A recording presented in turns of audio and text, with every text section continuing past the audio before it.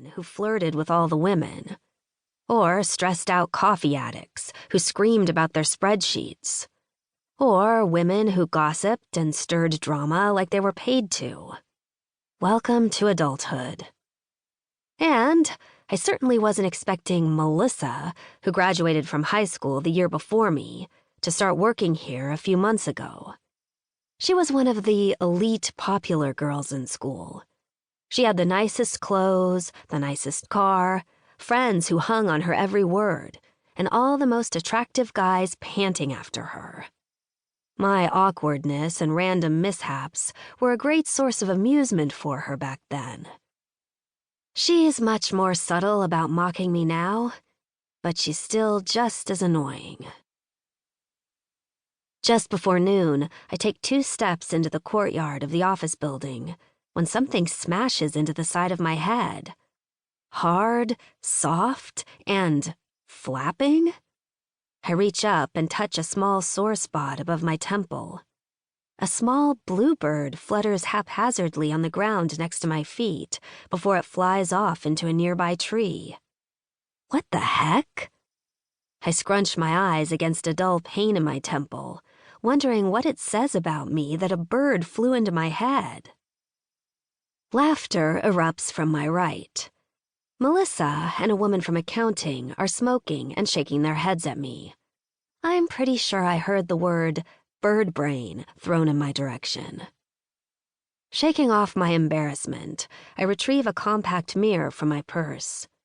The quiet park is just a few blocks away, but I want to make sure I don't have a gash on my head, which would only renew my humiliation. What I assume was the point of beak impact hurts, but after inspection, I see no blood, only faint redness, and a tiny blue feather stuck to my forehead. Crazy-ass bird, I mutter as I wipe the evidence away. A horn blares and I jump, dropping my mirror, which shatters at my feet. Shit. Pay attention, you idiot, the driver yells. My heart jumps when I realize I've unknowingly walked into the busy crosswalk. The woman swerves her maroon sedan around me and the pieces of my broken mirror as I rush to the other side of the street, mouthing an apology. Freaking Mondays. If a black cat crosses my path, I'm calling it quits and going home to hide under the safety of my fluffy comforter. As I near the park bench I've inhabited during my lunch hour for the past 3 months, there's something different in the breezy air that I can't quite put my finger on.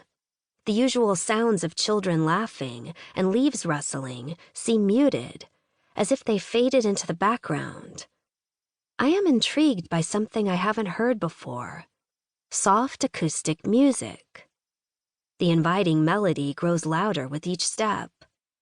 The source is not far from what I consider my bench. I'm surprised to see it's not a radio playing, as I first thought, but a guy who appears to be in his early to mid-20s, sitting on the ground with a guitar. He's leaning against a short, decorative brick partition. A small, floppy-eared brown dog, wearing a black bandana, sits next to him. As I walk past him to get to my bench, I notice that almost every visible inch of his body, with the exception of his face, is covered with tattoos. Black tribal designs peek from holes in his worn jeans. Faces, flowers, and clouds cover his arms, and the designs scatter over the tops of his hands and along his talented fingers. Yikes! I have one tattoo on my wrist, a tiny ladybug perched on a leaf, and it hurt like hell. Getting jabbed with a needle in the knees and elbows had to sting like crazy. Maybe he's one of those people who enjoy pain. I eye the musician with as much discreet curiosity as I can muster, and busy myself with taking my chicken salad sandwich out of an insulated lunch bag. I fumble with the cling wrap, which is now stuck to itself and holding on as desperately as a crazy ex. The guitarist gazes downward, long brown hair hanging across his face and past his shoulders. He's deeply immersed in the song. It's a dreamy, hypnotizing melody that almost sounds like several guitars rather than just the one.